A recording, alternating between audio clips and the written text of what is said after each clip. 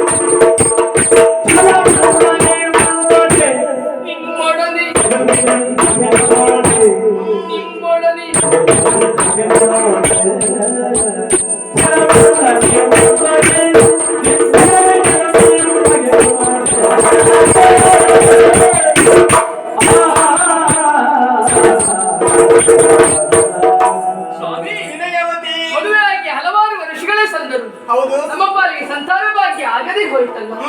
ಕಂಡ ಕಂಡ ದೇವರಿಗೆ ಹರಕೆಯನ್ನು ಹೊತ್ತೆವು, ಪೂಜೆಯನ್ನು ಮಾಡಿದೆವು. ಆದರೂ ದೇವರು ನಮ್ಮ ಪಾಲಿಗೆ ಕೃಪೆಯನ್ನು ತೋರದಾದ. ಯಾಕೆ ನಮಗೆ ಈ ರೀತಿಯಾಗಿ ದೇವರು ವಂಚನೆ ಮಾಡುತ್ತಾ ಇದ್ದಾನೆನ್ನು ಹಾಗೆ ಯೋಚನೆ ಮಾಡುತ್ತಿರುವಂತಹ ಹೊತ್ತಿಗೆ ಬ್ರಾಹ್ಮಣರು ಒಂದು ಹಾಡ್ತಾ ಇದ್ದಾರಲ್ಲ, ಕಡೆಗೆ ಕಾಣುವ ದೇವರು ಬ್ರಾಹ್ಮಣರಲ್ಲ. ನಾ ತಿಳಿದದ್ದು ಹೇಗೆ ಸ್ವಾಮಿ, ದೇವರೇ ಬ್ರಾಹ್ಮಣ ರೂಪದಲ್ಲಿ ಒಂದು ಹಾಡಿರಬಹುದು ಎಂದು. ಹಾಗಾಗಿ ನಾನು ಆಡುವುದು ನಿಮ್ಮಲ್ಲಿ ನಾನು ಒಬ್ಬಳು ಹೋಗುದು ಸರಿಯಲ್ಲ. ಸತಿಪತಿರಾಗಿರುವ ನಾವಿಬ್ಬರು ಒಟ್ಟಿಗೆ ಹೋಗಿ ದೇವಸ್ಥಾನದಲ್ಲಿ ಪೂಜೆ ಕೈಂಕಾರದಲ್ಲಿ ಮನ ಮಾಡಿ ಪ್ರಸಾದವನ್ನು ಸ್ವೀಕರಿಸಿ ಬಂದರೆ ಆದಷ್ಟು ಬೇಗ ಸಂತಾನವಾಗುವುದಕ್ಕೆ ಸಾಧ್ಯವಾಗುತ್ತದೆ. ನಿಂತು ದಣಿಯ ಕೂಡದು ಬನ್ನಿ ಹೋಗುವ. ನಾನು ಬರಬಹುದಿತ್ತು, ಆದ್ರೆ ರೂಢಿಯಲ್ಲಿ ಒಂದು ಮಾತಿಲ್ವಾ? ಯಾವುದು? ಕಿರೀಟ ಹೊತ್ತವನಿಗೆ ಕಿರುಕುಳ ಎಂದು ತಪ್ಪಿದಿಲ್ಲವಂತೆ.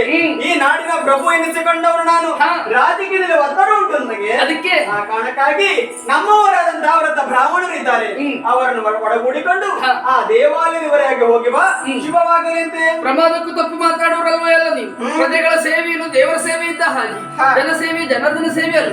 ಇಲ್ಲಿ ನೀವು ಈ ದೇವರ ಸೇವೆ ಮಾಡಿ, ಆಗ ನನ್ನಲ್ಲಿ ದೇವಿಯ ಸೇವೆ ಮಾಡಿಕೊಂಡು ಬರ್ತೇನೆ. ಪ್ರಸಾದ ಸ್ವೀಕರಿಸಬೇಕು. ಶುಭವಾಗಲಿ ಅಂತ ಹೋಗಿ ಬಾ.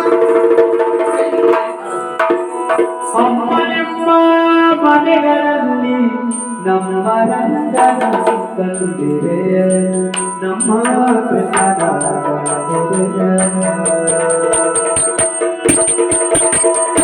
ಕಾಶಿ ಪೀತಾಂಬರ ಕೈಯಲ್ಲಿ ಕೊಡಲು ಮುಂದಿನ ಶ್ರೀಗಂಧ